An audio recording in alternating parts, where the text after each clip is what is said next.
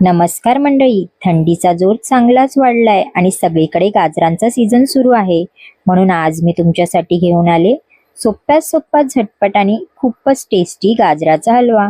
सर्वात आधी 4 ते 5 गाजर स्वच्छ धुवून घ्या आणि ते किसणीवर छान किसून ठेवा.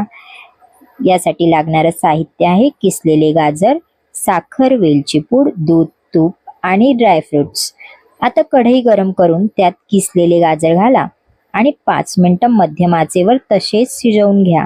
गाजर थोडे नरम झाले की त्यात अंदाजे 1 पेला साखर घाला. साखर विरघळेपर्यंत छान मिक्स करा. आता त्यात वेलची पूड घालून सुगंधासाठी पुन्हा मिक्स करा. त्यानंतर 2 चमचे तूप घाला आणि मिश्रण छान परतून घ्या.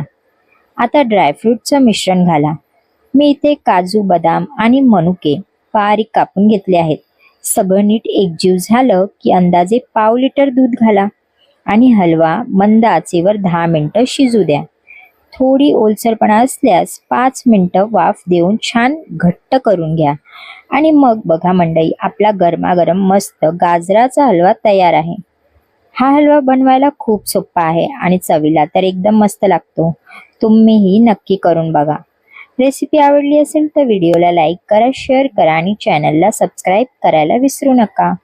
थंडीच्या दिवसात हा हलवा शरीराला उष्णता देतो आणि लहान मुलांपासून मोठ्यांपर्यंत सगळ्यांनाच खूप आवडतो.